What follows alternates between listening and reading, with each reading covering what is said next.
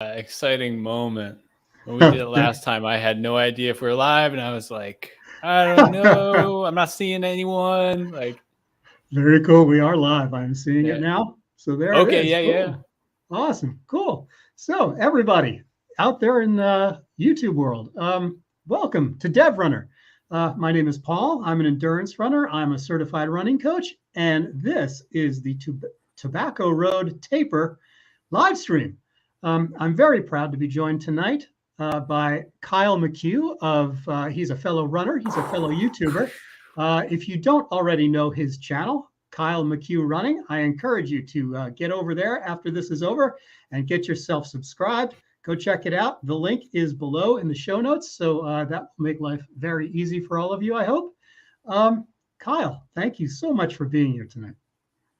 Yeah, no problem. Paul, thanks for having me. DevRunner. This is our first face-to-face, so this is not only a good live, a good race to talk about, but we're also kind of getting introduced as two on the two smaller end YouTubers. So yeah, awesome to connect. Awesome to be here live. And this is I'll take this moment to finally crack open this Budweiser I've had sitting here.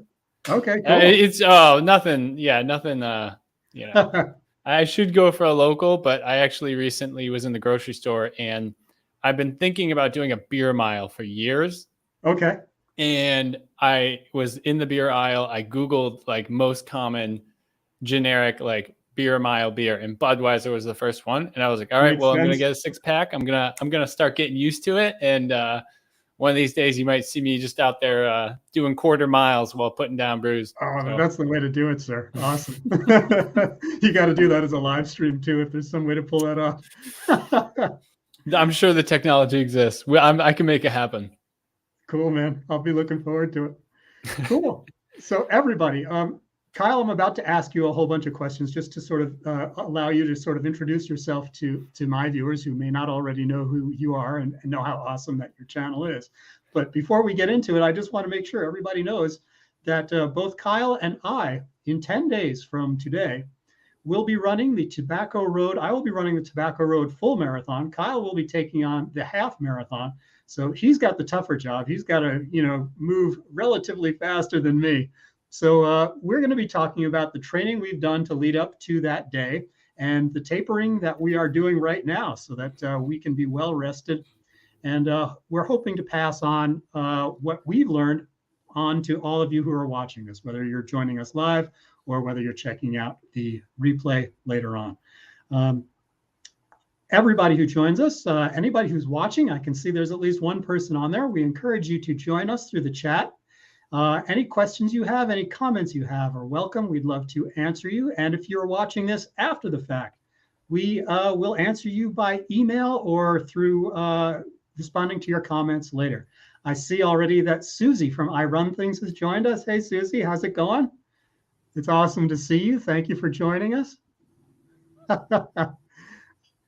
Susie, if you don't already know Kyle, you got to check out his channel. It's a whole lot of fun. I actually did an interview on Susie's channel probably about a year ago, I feel like it was mid 2020 cool. And we were all on our own islands running. So we actually connected then. So familiar with Susie, familiar with her channel, and totally cool person. Yeah, she's very cool. Very cool. I've done some live streams with her from our respective treadmills. It was a lot of fun. And another one will be coming up the weekend, actually, after our race, Kyle. I'm going to be running and live streaming with Susie, me on my treadmill, she on hers, and we're just going to have some fun again. So I'm looking forward to that very much.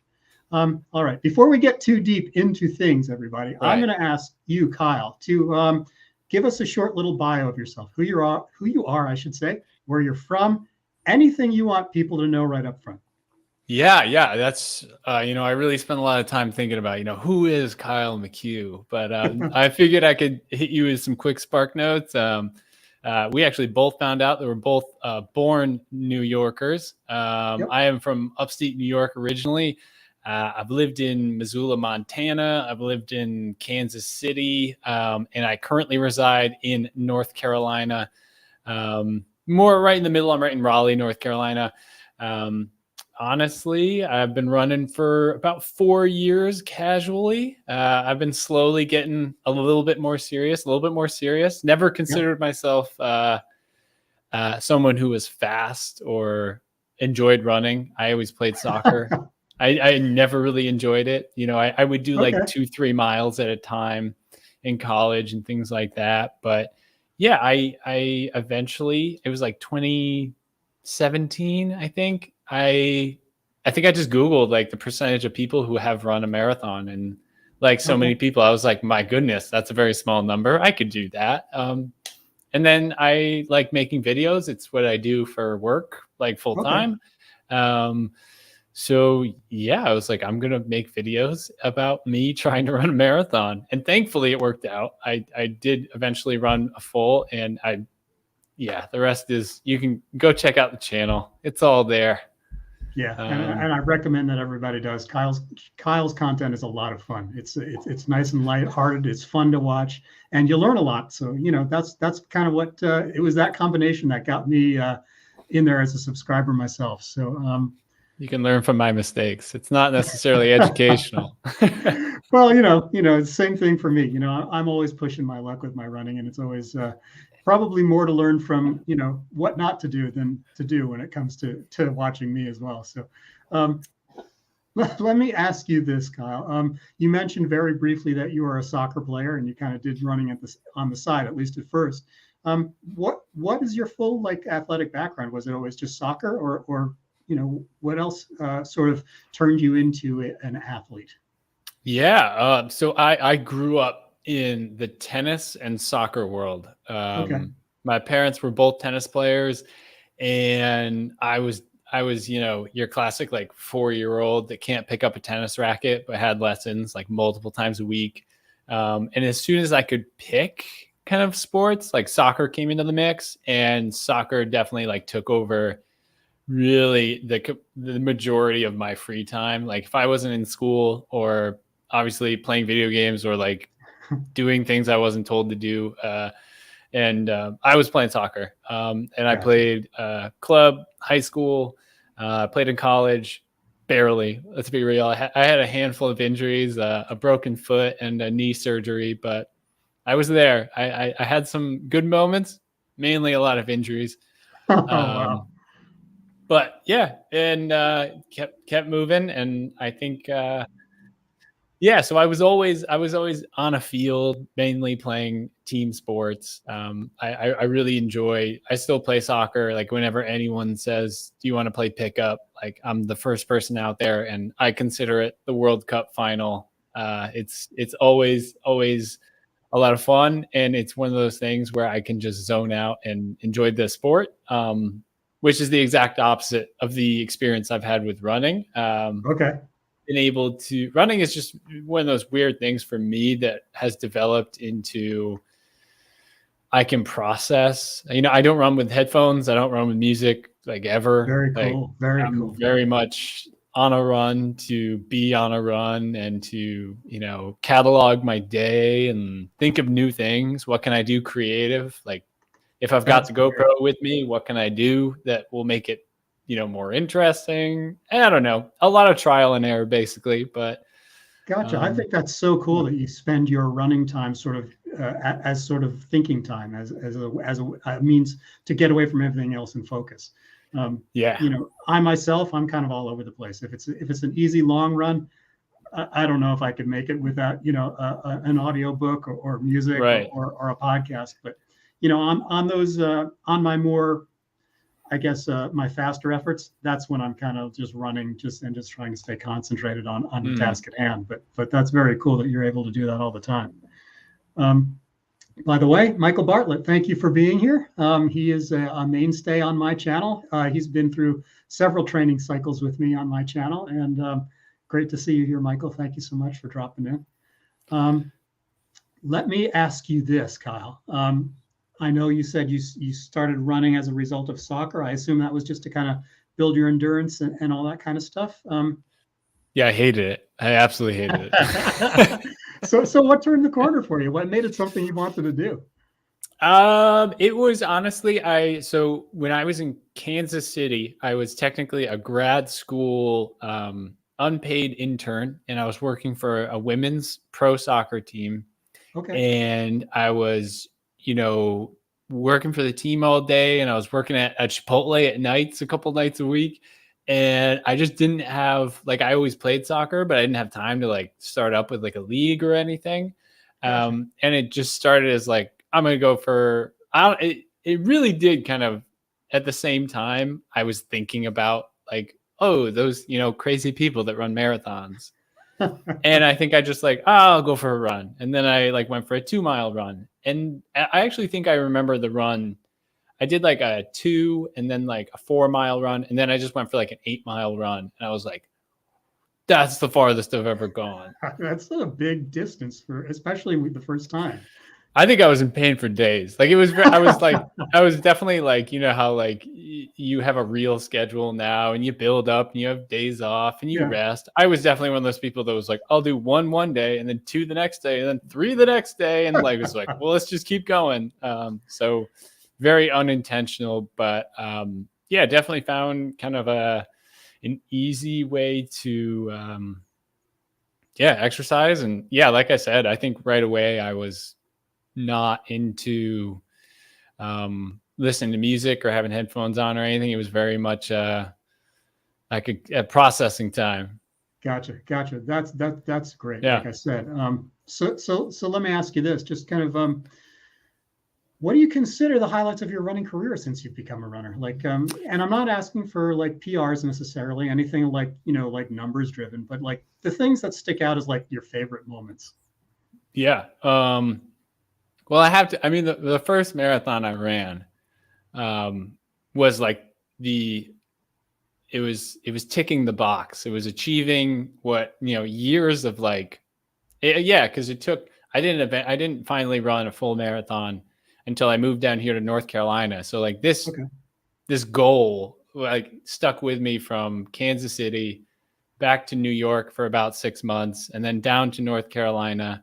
And then like 8 or 9 months later, I eventually ran my first marathon, and it was City of Oaks here in Raleigh, and it was awful.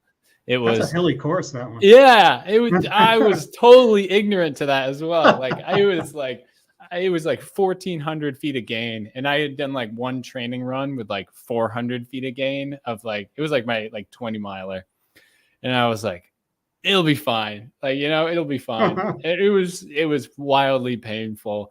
I don't think it broke my spirit, but yeah, my girlfriend was at the finish line and she got a video of me finishing, and it physically looked like it broke my spirit. Oh, no. I don't quite remember it being that bad, but it physically looks pretty bad. That's funny. But and like, yeah, what Susie mentioned, yeah, let me bring that back up. There we go. She knew right away what my number 2 was, and it was definitely New York City as a whole was the greatest experience. I think. I mean, it's in like my top 10 experiences without running involved, but it was just totally amazing. And yeah, low key. This is a funny story, but I was about 16 miles into the New York City Marathon.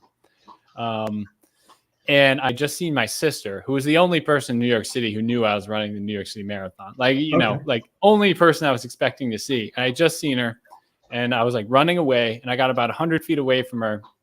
And I just hear someone calling my name from the other side of the street. And I was like, okay, who is this? I don't have my name on my shirt or anything. Like, who knows me? Yeah. And it was Michael Coe, who runs, the Kafuzi channel. Yeah. I've interviewed him on my channel. Yeah. I mean, it's like the coolest dude. And I was like, he is very I didn't even think he knew, I don't know. Like, I didn't think he knew my name or who I was, or I don't know. And obviously he was there filming all of these big names. And sure enough, in his extended recap of New York City, he even featured me in it. And I was like, wow, that was the cherry on top. Awesome. But yeah, Absolutely. New York City the city's amazing. People come, millions of people wanted me to finish a New York City Marathon. Every turn you went around, everyone's just so hyped up. And especially for the couple of years we've had with, COVID and no crowds and virtual running, and obviously the horrible health aspects that the world has seen. But like, as runners, you know, everything has been so isolating. Yep. So to be able to do that, and yeah, that was just like top notch. That's so cool. So I'm assuming, maybe too much, but seeing that you ran the City of Oaks Marathon and then you ran New York, two big marathons that are somewhat, as I alluded to earlier, they've got their share of hills. Yes, they're not easy courses. Exactly. So I assume maybe that is why you have decided to take on the Tobacco Road Half Marathon, because by general standards, what we are in for, luckily enough, in both the full marathon and the half coming up in 10 days, is a relatively flat course. I mean, it's a little bit rolly. It's not dead flat, but you know, compared to City of Oaks and New York, this is a flat course. So is that why you chose this, or is it just simply because it was in your own backyard? Own backyard, but 100% was looking for like less than 240 feet throughout of gain, which I'm pretty sure like I think I've done like all of the Tobacco Road Trail. I did the virtual New York City out there, and I just started at the bottom and I did about 12 and a half up and 12 down. And I've run other parts like here and there just for long runs. And yeah, I'm very excited to not only run on familiar terrain, but yeah, the nice and flat. There's like 3 turns.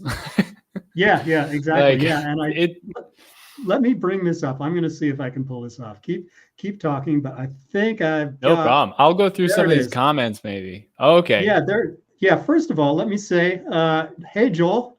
Joel is another person who anybody who watched my channel in the last year knows Joel as well. He is another runner that I had the privilege of coaching towards a marathon.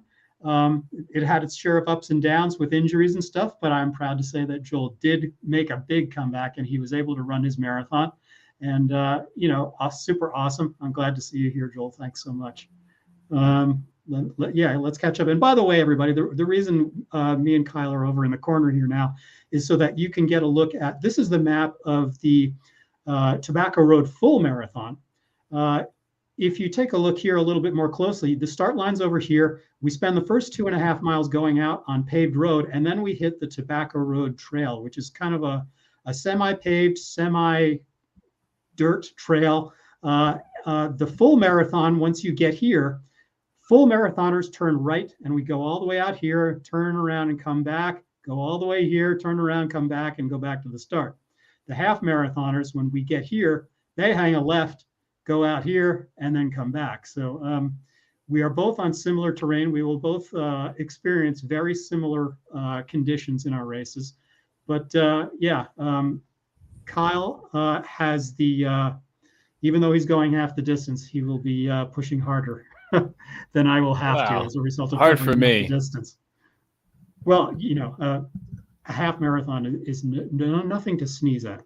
You know, it's a hard distance. So yeah. You know. Oh, I guess I see Michael's looking for time goals. Yeah, I'm trying to catch up here. I'm just saying. Yeah. Oh, I see. You can highlight them. I can bring them up. News to me. Very cool. Very cool. Yeah, time goal. We were joking about this right before kind of flicking the switch to go live. But I would like to. I've been really training the 8:15 mile pace, and I think I should be able to hold that pretty comfortably. I'm hoping. Training would say that. So overall time goal, 1 hour, 48 seconds. Yeah, we were joking because that's my A goal is 148 or quicker. My B goal is 148, and my C goal is burn up if trying to get 148. So it's not it's definitely not the safest way to plan, but we'll be going for it. That's for sure. I think that's awesome. Yeah, sometimes you just got to do that. You know, I think as I've gotten older and I've run more races, I've started to soften a little bit on myself. And so I'll give myself an A goal, a B goal, and a C goal. But I used to go out like the first 6 or 7 marathons that I ran, I would just go out and like, okay, I'm either going to get this time or they're going to just like drag me off because I died. Yeah.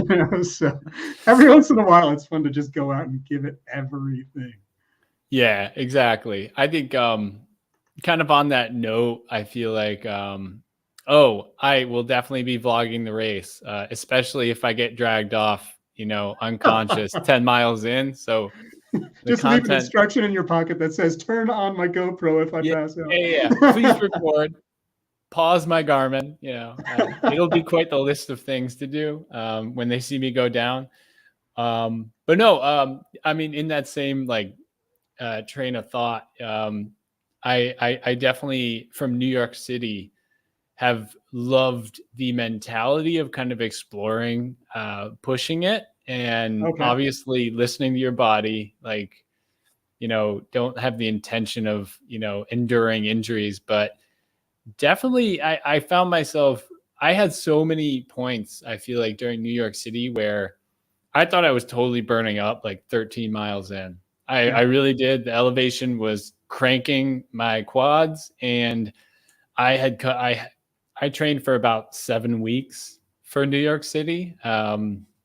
I had an injury that was an IT band that turned into like a strained quad with extra knots in it. It was just like an ice cream sundae of like muscle issues. And like I'm still kind of working that out, but it's so much better now. It is like now it's like a 2 of a problem when it was like an 8 for most of 2021. Wow.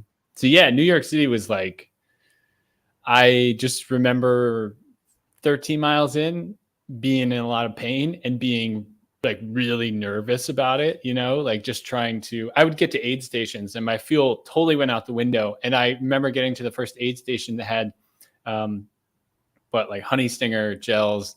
And I took like 4. I was like, well, my body needs something. Like I'm either going to blow up at a Porta John or I'm going to, hopefully come back from whatever's happening. And like, that was certainly a risk, but it was definitely it was worth it. Things worked out. And I kept saying, I was exploring the pain cave. I recently read David Goggins' book. Oh man, don't get me started on that book. Yeah, I mean, he's awesome.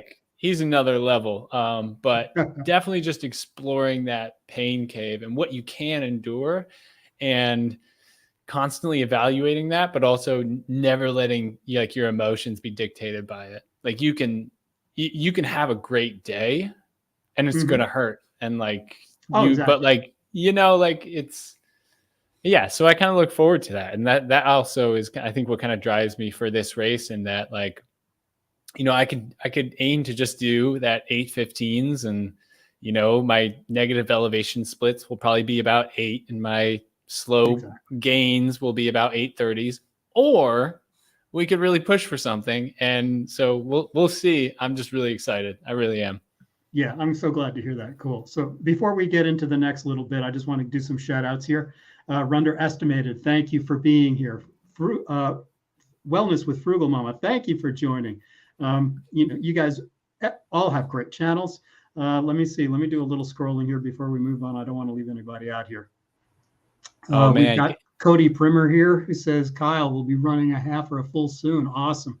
Cody's my man. I went to high school with Cody. He's a great guy. Great guy. Super cool. Great runner too. He's very casual about it, but like he was an amazing runner in like high school and college, and definitely someone that I've gone to for advice in my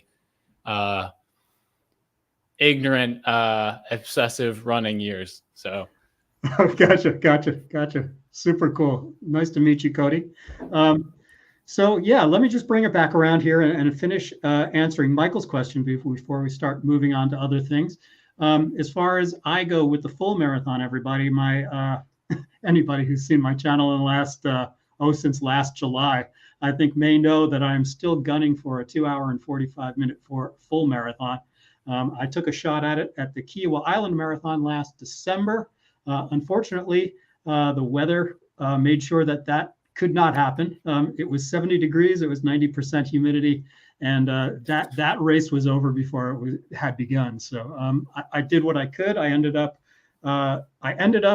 at mile 25 dehydrated with a gigantic hamstring seize up, and so I'm hoping for mildly better weather here at the Tobacco Road Marathon and a chance to redeem myself with a 2:45.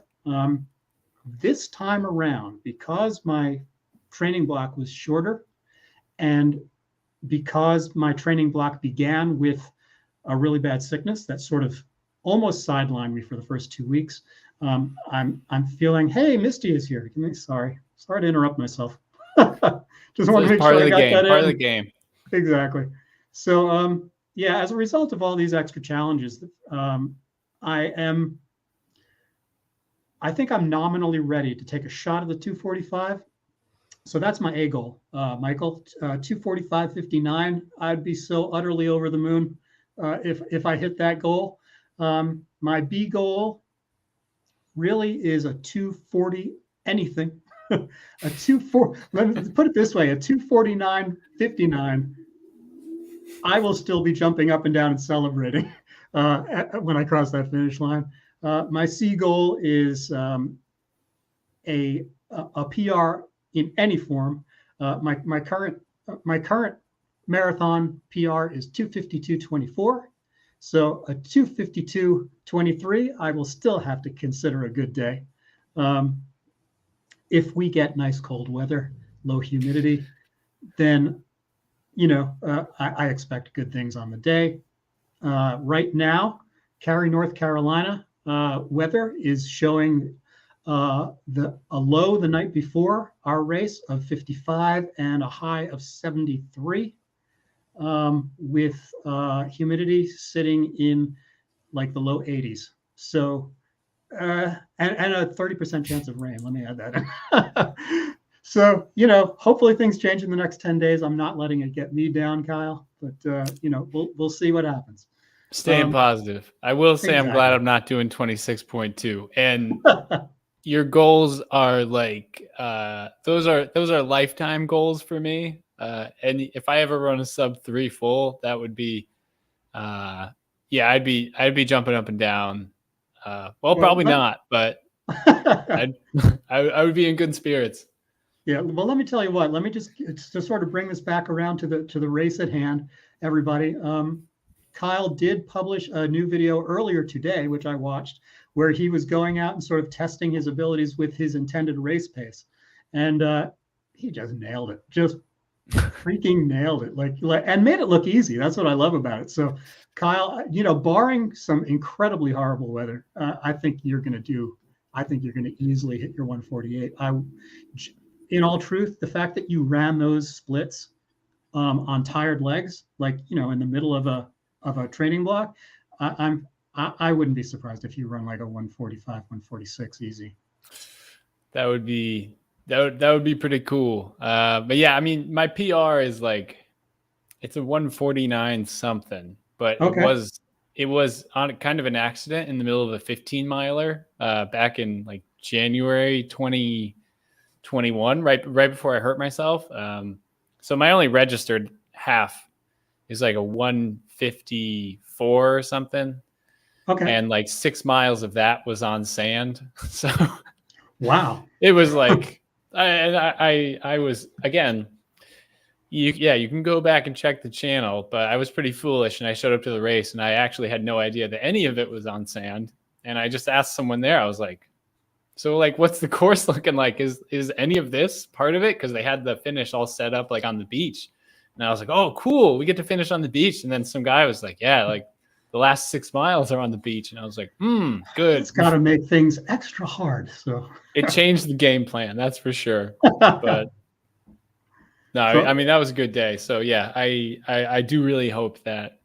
It's amazing that you ran that good a time with the last 6 miles being that difficult. That's incredible. Yeah, I was in the middle of like some pretty good marathon. I think I had already done like a 16 or a 17 mile long run. And I think the miles were pretty easy for me. It was just kind of managing and pushing. Yeah. But it was in February too. It was a nice cold Nice. cold day. So I would say, talking about weather, it was great weather. Yeah, that's something. Yeah, that's been eluding me. Hopefully we get lucky in 10 days. But I think we will. I think at least that precipitation is going to go down, and hopefully a little bit of the humidity. Yeah, exactly. Cool. So let me give a shout out. That Pam DeVillo, that is my wife. How's it going? And here I'm going to admit this publicly. My dear wife hopefully will be proud of me for doing this. But yeah, when she first told me about pickle juice as a means of sort of getting rid of Charlie horses and stuff in a hurry, I was like, what? That doesn't sound real. And in the last couple of years, the science has borne out her stories, and I am now a huge fan to the point where, in order to avoid another sort of hamstring seize up like happened last time, I'm actually going to be carrying a 2-ounce bottle of pickle juice with me on this marathon, just in case. Wow. So everybody, if you don't already know about the wonders of pickle juice to stop a Charlie horse mid-run, get on it. Do some research, because it's amazing. I gotta just follow up there, because that's way too much of coincidence, I would say, because literally I had no Gatorade, or I had no electrolytes in the fridge last week, and I was building up to that tune up race pace workout. Yeah. And literally for the whole week I was just sipping on pickle juice out of a just pickle jar we had in the fridge, and I was like, yeah, it's salty. It's really funny, because literally last week was the only time I've experienced this miracle of you're right, Pam. It's nice to meet you. You are right. And I would strongly, I endorse this message. Yeah. That's very cool. So Misty, who is, I don't want to let the cat out of the bag, Misty, but I think I have been talking to Misty, who is doing incredible things to sort of get herself in amazing shape. Her story, she's got her own YouTube channel, which is wonderful. If anybody out there is looking for inspiration and motivation to pursue your dreams and achieve them, look no further than your pal Misty on YouTube, because she is on a weight loss journey and a journey to get fit. And I watch her regularly at this point, because she's always positive. She's always looking for new ways to better herself. And it's just, and besides that, just like Kyle, watching Misty is a ton of fun. So let me recommend her channel. And before we get any deeper, I'm just going to keep scrolling here. We are in the lucky position, Kyle, of having a lot of people on tonight who are joining us and yeah, seriously, Misty, I will definitely check out your channel too, by the way. Cool. So Michael says you're going to have to find a northern marathon to escape the heat. Yeah, I've been talking to Pam about that. I've actually been talking about Kyle since we're both originally from New York. You may know a little something about this, but I'm thinking about maybe this fall going up to run the Atlantic City Marathon. I've actually talked to Susie from I Run Things about this, because even though Susie and I have run virtually together on our treadmills, we've never done an in-person race. And who knows, maybe Atlantic City will be where we can meet and take off running together. I don't know. I don't know anything about the race, but escaping to the north may be. I mean, I think this is going to work. I think Tobacco Road is going to work out great. But maybe Atlantic City is you pushing for 141 or 241. Or not in this lifetime. Dude, just in case you don't know, I'm 52 years old, coming up fast on 53. So that's pretty even to young, get to 245, man. It sounds like your next race should be an ultra. I'm thinking maybe a 50 milers next. Dude, that is coming in my future for sure. What I've been telling people for 2 or 3 years now is that I will definitely be an ultra runner one day, but I'm not going to go there for a couple of reasons. Number one, I will never go there until after, no matter how hard I try, I just can't touch my PRs anymore. When I finally go over that hump and I'm kind of like the old guy whose better days are behind him for speed, that's when I'm going to ultras. And the other reason I have not gone to ultras yet, which is probably more real, is the fact that I grew up upstate New York, running through the woods with my dog and loving it and being sort of almost a trail runner as a child. I know how much I love running in nature. So what I'm scared of is once I switch over and start running trails, I'm never coming back to the roads. So I'm kind of saving it as the prize for the end of my running career. I would second that. I did a 6 mile loop in Umstead here in Raleigh. It's a state park like this afternoon, and it was like throw on the speed goats and just enjoy, you know, dodging roots. Like that's when not wearing headphones and everything is just so you don't need it. You don't need any of it. Like it's so you're paying attention to your footwork. Like you feel like I gotta like, you know, mobilize my hips beforehand way more than I do for a road run. I totally agree. I think trails are intoxicating. I think your concerns are well placed, and once you go, we'll be seeing you at Western States in 5 years. Like it'll be quick. Awesome.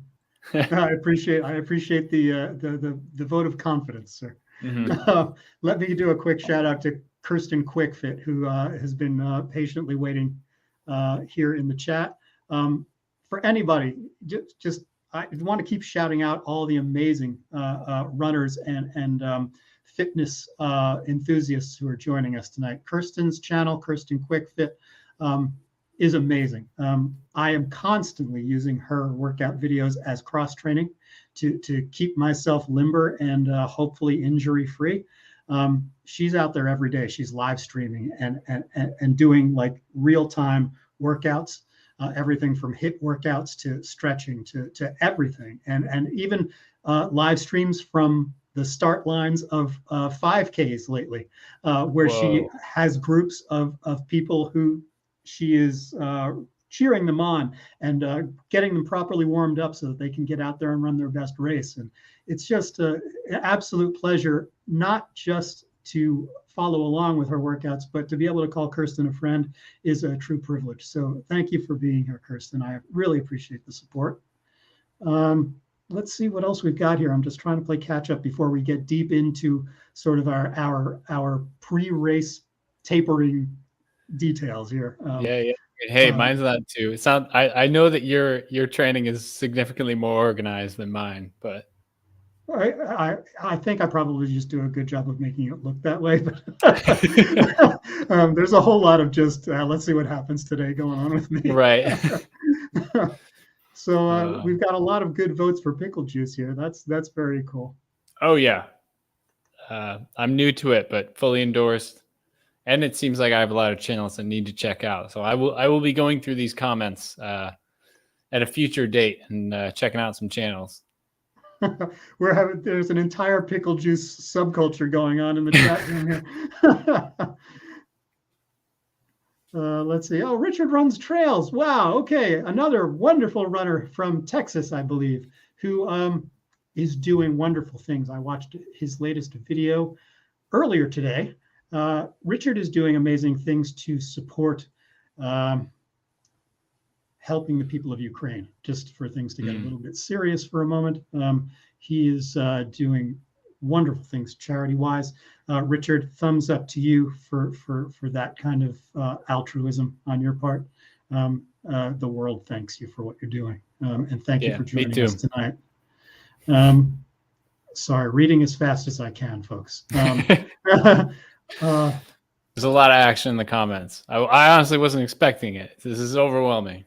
Yeah, sometimes you just get lucky. I guess we picked a good night and a good time. So thank you, everybody. Yeah, ultra marathons is my prize. That's true, Misty. I'm holding off because I know once I go there, there's probably no coming back to the roads. What do we got? Sorry. Richard says, thank you. Awesome, everybody. All right. So, Kyle, let's, we're a half an hour into, not half an hour, we're 40 minutes into this live stream, and we haven't talked about our favorite parts of tapering. Give me sort of the fire hose version. What are the things that you make sure are part of your taper when you're preparing for a race? Yeah, so I'm checking my notes here quick, making sure I don't say anything too silly. Definitely eating. I think even though you're not cranking the miles during your taper, I think it's so important to continue, feast when you want to feast, eat whatever you want to eat, whatever your body's used to. Yeah, I guess in the same note, I don't throw any surprises to my body during tapering, unless you're about to run the New York City Marathon and you happen to find a vegan sushi joint, then you just go for it. But yeah, I like in a existential way, it's kind of like that, also picking that meal, what's that meal you want to eat right before your race, and maybe it's your favorite place you want to eat out. Pick that place, get whatever you want, and just really enjoy the food. Sleeping, I put that down because more of a reminder to myself, because I stink at it. Yeah, especially as the butterflies start to grow in your stomach. The closer you get to a race, it's so hard to get a good night's sleep. Like, you just want to. I've been itching to run this race for easily over a week now, and we still have 10 days until we get to show up and see what we got for us on that day. Exactly. Yeah, what did I put else? Yeah. Oh yeah. Another thing I wrote was just imagining yourself kicking ass. Just imagine it. And thank you. Just finishing strong, passing people in the last mile. Think about that, imagine it, and manifest to some capacity, that's you got to believe you're going to do it. Exactly. And that's sort of like the formal term for that, I guess, would be visualization. And that's something, I'm so glad that you brought that up and that you use that to your advantage, Kyle. Because visualization is one of those things where I always encourage my runners to do that and sink yourself into the moment. Don't just kind of like go, yeah, it's going to be hard, it's going to hurt, and I'm going to be tough and push anyway. Of course, you have to go into a race with that attitude. You got to know there's going to be extreme discomfort, is my term of choice. But the more time you spend sort of putting yourself in the moment, picture yourself at the start line, picture those butterflies, picture the sound of the crowd, that music just pumping so loud, but try to keep yourself focused. The more you put yourself in the moment, the easier it is to stay calm when you're really living the moment, because you've kind of been there mentally already. Picture yourself 3 miles in. When things are feeling good and you just want to run like the wind, but you got to hold yourself back because there's so much energy. But and picture yourself as sort of that in your case, that 6 or 7 mile range. For me in the full marathon, when you're there at like 13, 14, 15 miles and the fatigue just starts to set into the muscles and it's not easy anymore. And you still got half a race in front of you. Picture that and how you're going to deal with it. Telling yourself not to panic. Telling yourself that your mind is going to give out. It's going to tell you to quit long before your body is no longer capable. Yeah. And think about the things that are going to be important to you when you're grinding those last couple of miles out, when everything hurts. Yeah. And what are you going to do? And taking it back to a gentleman that you mentioned earlier tonight, David Goggins. One of the big things that is part of his visualization and one of his tools that he uses in the later stages of his racing is to what he calls the cookie jar. And he recommends that before you go into a race, you should have a list of 3 or 4 really hard workouts that you accomplished during your training that you can go back to when you're in immense pain, when everything in your mind and your body is saying, quit, slow down, do anything to stop this pain. If you can go to a preset short list of, but remember that 22-mile run that I did, that where I just kicked butt. Remember that short tempo run where I ran faster than I thought I could. Did I do all of that for nothing? Am I going to give up now after I put in months of hard work? And that's what gives you that final fuel to just keep pushing yourself. So visualization is a big one. So thank you for bringing that up, Kyle. Yeah. And the more specific, the better. Like imagine yourself sleeping well. Imagine yourself eating that perfect meal, getting there on time. Like imagine those things, and I bet they'll happen. Like just in terms of like the I mean, the race may not go as you thought, but like that's where the what did you train for, I think, mentality comes in. Like things aren't going to go the way you thought, but exactly, it doesn't have to ruin your day. Yeah. Exactly. And that's why I also recommend, like what Kyle and I both mentioned earlier, is like having an A, B, and C goal. You know, like if you don't make like your ultimate goal for the day, you shouldn't feel crushed, because just the fact that you crossed the finish line is, you know, as Kyle was talking about at the very beginning of this, think of all the people who dream of running a marathon, who are either physically incapable because of their situation in life, or just the people who just never even want to bother to get off the couch, who will never do it. Yeah. They're perfectly capable of getting there, but think of what a rarefied group you are in just to actually get up and train and do it. So you should be proud of yourself for just crossing that finish line, no matter what the time on the clock says, you know. Or as my C goal is, you know, just burn out 10 miles in, but you know you gave it your all. So I'm gonna give it everything, and I will not be upset if it doesn't work out, because I know I pushed it as hard as I could push it. Exactly. And that's the big thing. If you've given it your all, then you should have nothing to complain about. Yeah. You know, speaking of Michael Bartlett, who, by the way, is asking what was your peak mileage during your training? So sorry. No, I mean, the quick answer to that is not as many as I would have hoped. I basically originally was going to do a 12-week training block that somehow turned into more of a 6-week training block leading up to it. Long story short, my girlfriend got COVID, and 2 weeks later I got COVID, and you know, I mean, we're vaxxed, we're boosted, like we managed it, everything. I wasn't concerned really too much for us, but it definitely knocked me a little bit back. Oh, absolutely. Just like, I mean, I had symptoms for probably 4 or 5 days, but then I like, as soon as I felt great, I went for like a 3-mile run, and I instantly was like thrown back into like cough. So I thought I was great. Like after, you know, less than a week. So I took like a solid 2 weeks off after that. And good for you. Yeah. So I mean, training, I haven't even answered the question yet. Basically, I've done like high 20s for weekly mileage, which is, I would definitely prefer more mid 30s to 40 miles a week. Gotcha. And my long runs haven't been, I've done a 12-miler, and I actually still am going to do one more long run and pretty much only do like a 1-week taper.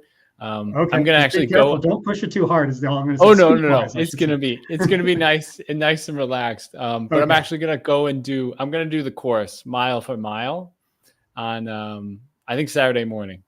See, that's the huge advantage you have. When Kyle says he's local to this race, he's local. I mean, like you said, he's going out on Saturday to run the race course. So it's like 20 minutes. Like, that's so great. I was kind of thinking, you know what? I'm going to go out and I mainly want to get the data too. I want to get the elevation for each mile and then like really predict. I've never been one of those people, but I think I've seen Seth DeMore do it. But just writing the splits, like looking at the elevation and writing the splits on your arm. Yeah, that's awesome. Yeah, I'm thinking I might do something like that. I think it'll be good mode. I mean, I won't remember, that's for sure. So, it might be good motivation. I used to wear like a what do you call it? Like a wrist strap with all my splits around it. Okay. The first several marathons that I ran, and what I found was I was bouncing too much, and my eyes were not good enough as an old man to see them anyway, so I just stopped doing it. But Burps, thank you. You wipe your arm on it once. I've had it where the actual the waterproof layer actually wasn't perfectly sealed, so my sweat soaked through it and made it illegible. Anyway, I've seen it all. but that's cool. So along the lines of what you're talking about, where you're going to go out and run the course, and so that you know where your elevation, your ups and downs are. Believe it or not, and I'm going to pull this back up for everybody, just so anybody who joined us later. This is the full marathon map for my full marathon. The difference is that when we get from the start line here to here, I hang a right, do all this, come back here, and then back to the start line. The half marathon is the same course, but where I'm going to turn right over here at this junction, Kyle. We can't see your mouse. Left. So wait. Oh, you can't see the mouse. Yeah. I was looking at it and I was keeping up with you, but I was like, there's no way everyone's keeping up with here and there. You know? Well, at any rate, where you see that fork in the road there, I will be turning right. Kyle will be turning left. Yeah. And that's the only difference, but we will both be on different portions of the same trail at the same time, the Sunday after this upcoming Sunday. So at any rate, Kyle, what I've done, I've studied that map in such ridiculous detail that I can tell you miles 1, 5, 10, 13, 14, 15, 19, 21, and 22 are where I'll be running uphill. All the rest of them I'll be running downhill. Right. You don't have to worry about. That's a good way to look at it. Just remember the uphills. Yeah, exactly. Because that's where I know don't expect to hit my splits. So right. You know, like if this was a dead flat course, I'd be trying to run 620s every mile for 26.2 miles. However, I don't expect that on the mile numbers that I just named off to everybody. That's like my 10K pace goals. Yeah, I see what you're saying. Yeah, that's underestimated. That sounds very much like what Seth Demore does. He breaks out the Sharpie and writes it on his arm. That's very cool. Let's see. Susie says, that would be my problem. I can't see without my reading glasses. Yeah, okay. Yeah, I don't understand, Susie, because I know you're a very young lady out there. Not like me. I'm an old man, so I can make every excuse in the book about my lack of vision. And I've refused to get good glasses, and I refuse to wear contacts. So I've done it to myself. So let me see. I would love to have a discussion, even a short one with you, Kyle, because I think this would be helpful to everybody who's watching and preparing for their own races. Let's talk a little bit about the value of discipline in training over motivation and inspiration. Just to kind of get you started with kind of like my perspective. I think inspiration and motivation are nice to have if you're all jazzed about something. Like for instance, the first time I read the David Goggins book, that saw me through an entire training cycle. I was so pumped from reading that book and listening to the audio tape version of that book that like there was no stopping me. Anybody who saw me during my training period was for the last marathon was like, whoa, get out of that guy's way. He looks like a man on a mission because Goggins had me so pumped up. So that going back to the idea that motivation and inspiration, if you have them, they are wonderful tools to keep you motivated. However, motivation and inspiration, they come and they go, brother. They're not the kind of thing you can count on to stick around. It's kind of like willpower. Willpower will see you through a tough time for a very short period of time. However, discipline,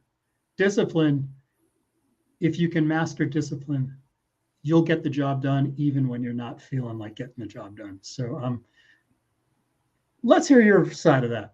Yeah. I mean, I would agree with that. Like discipline is going to be your largest measurement, right? That's going to be your baseline for physical capability. But actually, and to bring more, I guess, inspiration from books and outside sources, I read Breaking Back, which was a book given to me by my sister, who may be in this chat, but she hasn't commented, so we won't give her a highlight at all yet.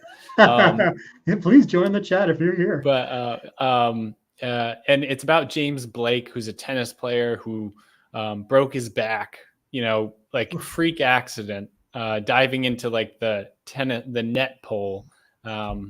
But I mean, that's like, you can go check out James Blake. He's a really inspirational guy. But he had a main quote in there that is essentially around dedication over desperation. And I think desperation can be kind of that, like, that mentality of either today you'll wake up and you didn't do the training and you're just going to push it today and make up for it. Or maybe it's you're pushing too hard early in training and you're too maybe excited about things. And I think ultimately, like that, I think it just takes that dedication to be combined with the motivation, with the inspiration, with your mentality, with your mantra, with, whatever your spiritual piece to it is. It takes the dedication first. And if you combine that, that's what's going to make you either the best version of yourself, or, whatever that, basically whatever the best, ability, your performance is going to be highlighted and even better if you can combine the dedication to the grind. And then you also pay attention to the manifesting, the visualizing, the, reading things that inspire you, and taking exactly what you said. David Goggins literally got you through a training block. Like, I would say the exact same. I would say David Goggins, when he realized, like, stretching, when he was in complete knots and just started stretching, I was like, okay, I'm just going to start doing that. And I started doing yoga, and I did 30 days of yoga straight. Awesome. And my quads started feeling better. And I started doing like some massaging, and I was holding stretches. And I don't think it, totally saved me, and I'm still working on it, but like, it totally helped. And, if I didn't accidentally read that book, I would be a little bit less fit now. But like, taking those little bits from wherever you grab it and allowing it to motivate you is just like, it's going to be what takes you over. But actually, I guess getting back to your point, you got to put the day-to-day in. Exactly. Now, you touched on something, Kyle, that I want you to talk a little bit about, because you mentioned mantras. Just, you flew right past it. But to me, that ties in like with visualization for the kind of things that are going to see you through the race when the tougher stuff comes, when the hard part arrives. The inevitable hard part, the second half of any race. It doesn't matter what the distance is. So talk about, if the actual phrasing of your mantra is, if you consider that sort of secret and something you want to keep to yourself, I utterly respect that. I share all my mantras. I don't think it doesn't bother me if everybody in the world uses them, but talk in general about, like, what is a mantra? What does it do for you? How does it help? I would say for me, a mantra can be a phrase or something more elaborate that you've simplified, I guess, into, one thought, whatever it is. A very simple phrase. Yeah. Like anything that you've simplified. For me in New York City, 100% it was explore the pain cave, which is wordy, but like, I can remember it's on, like, my sister was recording when I stopped at her with her sign at 16 miles in, and you can hear me saying, like, I'm in the pain cave, but it's okay. Like, that's literally what I said like 4 times. And then I just like ran away. But like, I do think that, like, when you catch on to something, it can, and for me, like, I just kept saying, like, explore the pain cave. But for me, that meant I had gotten to this point where I was in pain, but I was choosing to only see 2 outcomes that were both positive. It was either going to get worse, and I was going to explore how far I could go into the pain cave, or it was going to get better, and the pain would go away. So when I started thinking about it in those 2 ways, there was no way it could get worse. Because if it started to hurt more, it was like, I'm going to learn so much about myself in this moment. Or I love it's going to get easier. Awareness there. That is awesome. Like, it just like, and you got 26 miles to think about it. So like, you got the time to really process and be like, okay, like I can choose these two ways of thinking about it. So yeah, I would say for New York City, the pain cave just took over and allowed me to not think about anything really negatively. And for this, I've honestly been thinking more and more about this year in 2022, and I've kind of always had like an annual mantra. Okay. I don't know about the word mantra, but I guess just like something I focus on. And it's way more simple. But I have a like rack that my girlfriend's dad made for me, and he like carved in these mountains and has a little runner on it. And he carved in "Finish Strong" on it, and he gave it to me for Christmas.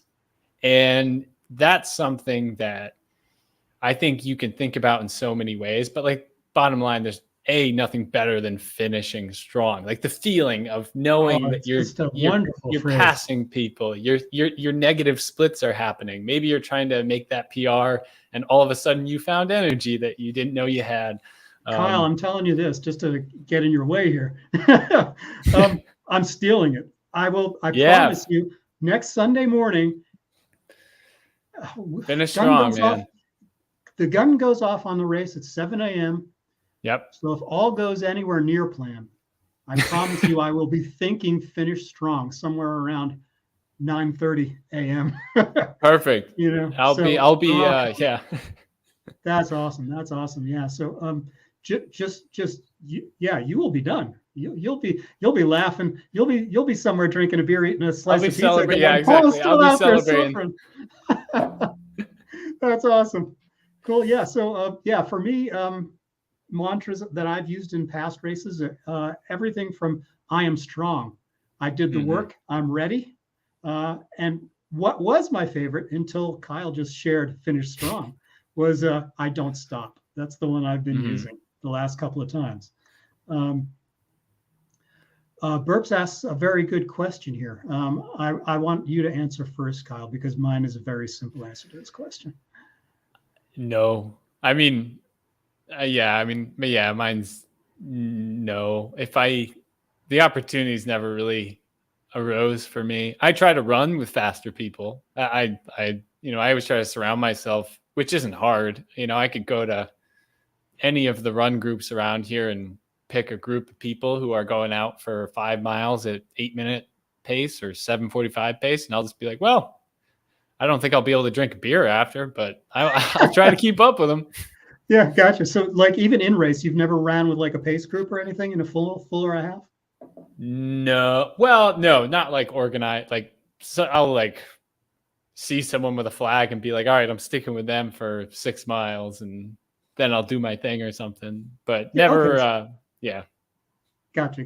Yeah. And to answer your question, Burps, as far as I go, in my first marathon, which was the Charleston Marathon in 2015, I ran with the 325 group. But I quickly realized about 10 miles into the race that the pacer, the guy who was holding the flag, was hungover, and he fell off the pace after 10 miles, and I was on my own. So, and then for my second race, which was a mere 3 months later at the Tobacco Road Marathon, 2015, 7 years ago, I can't believe that much time has gone by. I ran with the 320 pacer for the first 20 miles, and then I took off and I finished that in 3:17. So, but yeah, I did. And then after that, I've always been on my own. I've just kind of taught myself how to be real careful and watch my Garmin Forerunner very carefully to make sure I stay on pace. But it's been me all by myself most of the other runs. So let's see here. Just making sure I'm not missing out on anything here in the chat. Kyle, I don't want to push you past where we promised. We promised this was going to be a 1-hour chat. We're 5 minutes past that already, believe it or not. That's how it goes, though. I know. And the thing is, like, I think we've covered some basic but really important points, both for sort of the preparation, the taper, how to keep yourself motivated through the whole training block, and some of the best tips that are out there for like when the race gets rough. So for that, I want to thank you, and not only for your knowledge and for your perspective, but for the fact that the whole thing was fun. I mean, I had a blast. I had a blast, and I cannot believe that we're past an hour on this. But thank you for being here, and anytime you want to join me again, I mean, the door is wide open. This was great, so thank you. Well, I mean, thanks for hosting. It was easy for me. I showed up with a drink, so I just hopefully someone got something out of it. But yeah, I mean, I feel like we should probably do like a post, see how things went, live session. So that might be a good follow up. But yeah, I mean, I would say I'll stick to the mentality of I've learned a lot purely from trial and error. So it's definitely not I'm still learning. And that's everybody's always still learning. We'll find out what happens. Exactly. Everybody, I want to make sure, Kyle, that you don't get out of here until after you've talked at least about what's coming up on your YouTube channel. Where on social media besides YouTube can people find you? Because I want them to get subscribed. I want them to start following you because you keep me inspired. So I want to pass all of that inspiration on to everybody who's watching. Yeah, absolutely. Well, this is bad, but I'm actually going to pull up my own YouTube channel so I actually get these right. Okay. But I don't want to mess up my handles. Let's go ahead. Oh, bad. This is bad, Kyle. Stay with it. All right. Yeah. All right. Never mind. It's all like all kinds of stuff.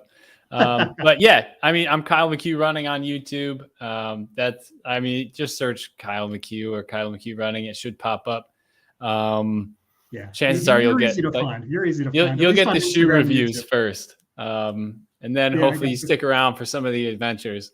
But I post a lot on Instagram, most of my runs, obviously on Strava. If you just search Kyle McCue, like I always encourage people if they really want the goods, like go follow on Strava. But YouTube has the adventures for sure. I try to do some reviews sometimes, but I've been exploring TikTok.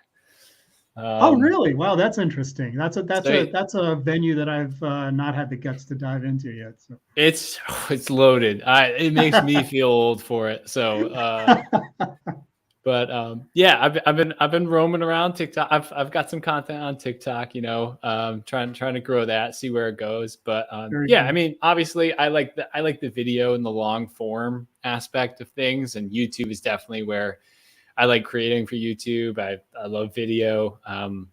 That's what I do 9 to 5, and then it's what I do in the evenings. So it's amazing. It's a good time. So everybody, I mean, you've gotten to know Kyle over the last hour or so. Let's just leave it there. And his personality is awesome. He makes running a whole lot of fun. And thank you for being here tonight. For everybody who's joined us in the chat, thank you so much. You made this a lot of fun, and you've kind of kept us on our toes and turned us in directions we probably would not automatically have gone to. So thank you. I know we got questions. I don't want to. Yeah, we got some last second shoe questions popping in there. Okay. Wait, I heard shoes. Kyle, what are you running? Oh, great question. It's great. Yeah, I mean, that's a big one, right? Yeah. What's going to be on your feet on Sunday? I'm not going to lie. It's still up in the air a little bit. Okay. But so I've been loving, I've been running in the Endorphin Speed 2s.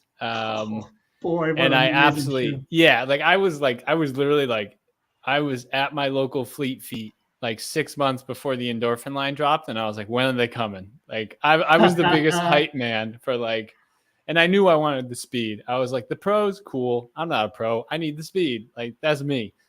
Dude, I'll tell you what, you couldn't be preaching to the choir any more than you are right now, because I got started. I bought the pro because I'd never run in a carbon shoe before. Mhm. And the hype around the Pro was amazing, saying it was the Vaporfly killer and all this stuff. So I went and I bought it, loved it. Believe it or not, it was like, not beyond the hype. That is my favorite shoe of all time. That is what Mhm. will be on my feet on Sunday for the marathon.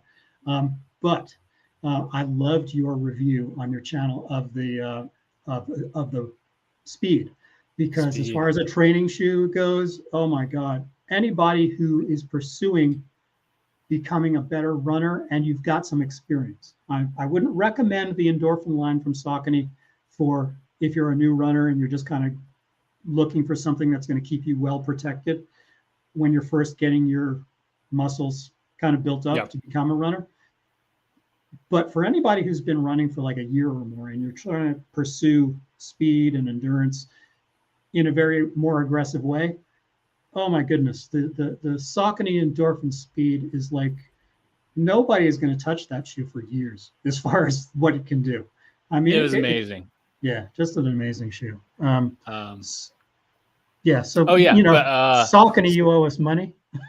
yeah, basically, oh man, my whole they owe me so much. I feel like right now, not actually. Like I would just take shoes, but I also have a pair of Endorphin Pro ones that I ran the New York City in, and they only got maybe 70 miles on them. So like I'm still I'm toying around with, I would like to run in the Speed, almost just to say I did, be like, I trained in them and I raced in them.